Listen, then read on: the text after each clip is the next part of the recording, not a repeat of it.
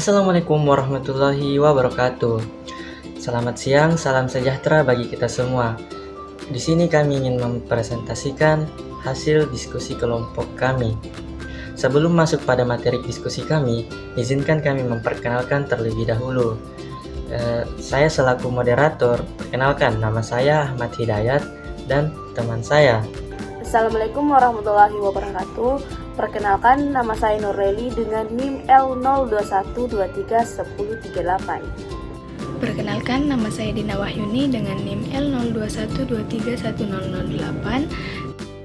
Perkenalkan, nama saya Anggreni Maramis dengan NIM L021231007. Materi kami pada hari ini ialah biokonsentrasi senyawa PFAS dalam hiu dan predator laut lainnya.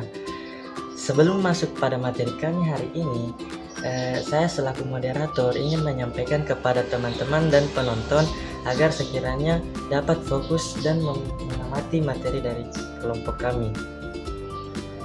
Baik, mari kita langsung masuk pada pembahasan materi kami pada hari ini. Pembahasan pertama yaitu pendahuluan yang akan dibawakan oleh saudari Lady. Baik, yang pertama yaitu pendahuluan, yaitu PFAS atau per dan polyfluoroalkyl substances merupakan senyawa kimia sintesis yang sering digunakan dalam industri. Senyawa ini bersifat toksik dan juga persisten di lingkungan, sehingga dapat mencemari perairan dan terakumulasi dalam organisme laut. Akumulasi PFAS dalam ekosistem perairan menjadi ancaman serius bagi predator puncak seperti hiu yang berisiko tinggi mengalami bioakumulasi melalui rantai makanan.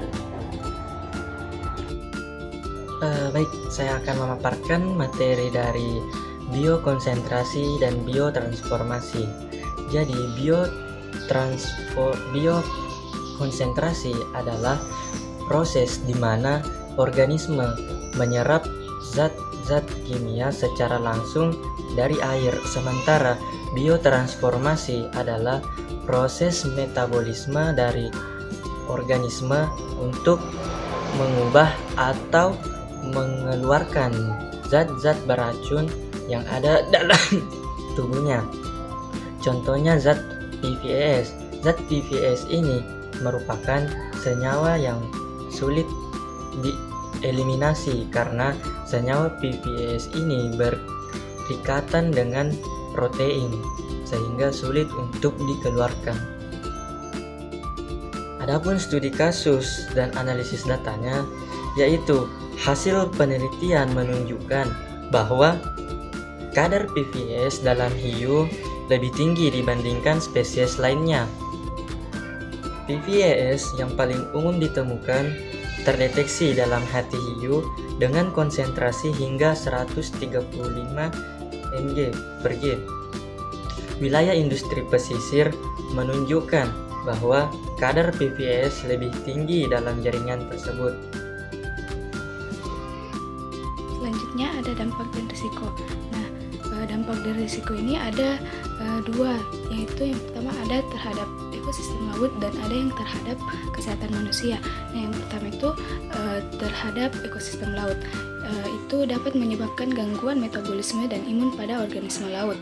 Yang kedua ada mengganggu keseimbangan rantai makanan. Yang ketiga ada potensi penurunan populasi predator puncak akibat bioakumulasi toksik. Dan dampak terhadap kesehatan manusia itu yang pertama ada mengonsumsi ikan dan hasil laut yang terkontaminasi yang meningkatkan risiko gangguan hormonal, kanker, serta masalah sistem imun. Dan yang kedua ada World Health Organization dan Environmental Protection Agency telah menetapkan batas aman paparan perfluoroalkyl dalam air dan makanan. Pertama yaitu upaya mitigasi. Mitigasi pencemaran PFAS di laut memerlukan regulasi laut, pemantauan berkala, dan edukasi masyarakat. Pemerintah harus menetapkan batas aman PFAS dalam limbah industri, melakukan inspeksi rutin, serta memberikan sanksi dan insentif bagi industri. Pemantauan kualitas air dan biota laut penting untuk mengidentifikasi risiko, sementara edukasi membantu masyarakat memahami bahaya PFAS. Selain itu, penggunaan produk berbahan PFAS perlu dikendalikan dan riset alternatif non-PFAS didorong untuk mengurangi pencemaran.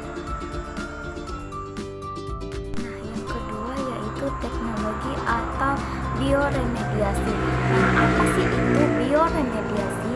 Bioremediasi adalah pendekatan biologis untuk mengurangi kontaminan PFAS menggunakan mikroorganisme, biochar, dan fitoremediasi.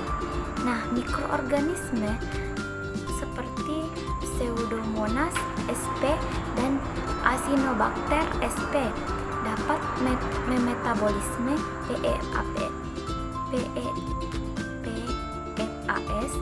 meski efektivitasnya perlu ditingkatkan.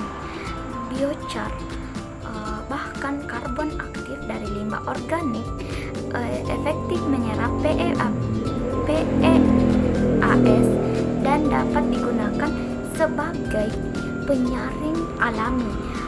Fitoremediasi dengan tanaman pesisir seperti mangrove dan lamun berpotensi menyerap PFAS sekaligus melindungi ekosistem. Pendekatan ini menjanjikan sebagai solusi ramah lingkungan yang perlu terus-menerus dilakukan.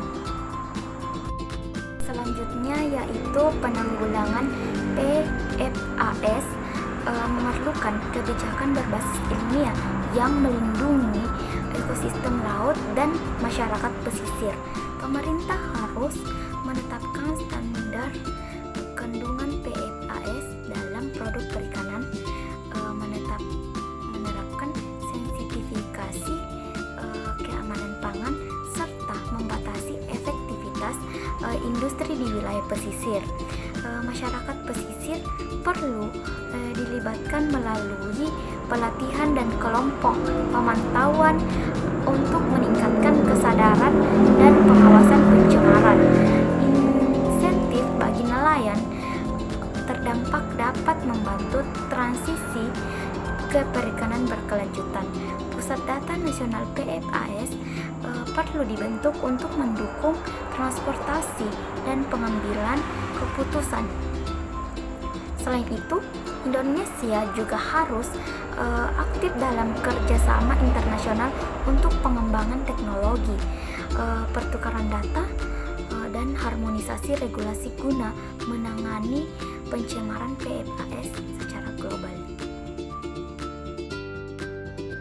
Baik, saya akan memaparkan kesimpulan dari materi hari ini. Jadi, PFAS adalah ancaman serius bagi ekosistem laut dan kesehatan manusia. Proses biokonsentrasi dan biotransformasi menyebabkan senyawa ini terakumulasi dalam kadar yang tinggi pada predator puncak seperti hiu. Hal ini memiliki dampak negatif pada keseimbangan ekosistem. Untuk mengatasi masalah ini, diperlukan regulasi yang lebih kuat, pemantauan lingkungan yang berkelanjutan, serta inovasi dalam teknologi bioremediasi guna mengurangi dampak PFAS di lingkungan perairan. Itulah tadi presentasi kami pada hari ini. Saya selaku moderator mengucapkan terima kasih kepada teman-teman dan penonton yang telah menonton video kami dan fokus mendengarkan materi kami hari ini. Saya ucapkan minta maaf apabila ada salah kata yang saya ucapkan. Saya tutup presentasi kami hari ini. Terima kasih telah menonton.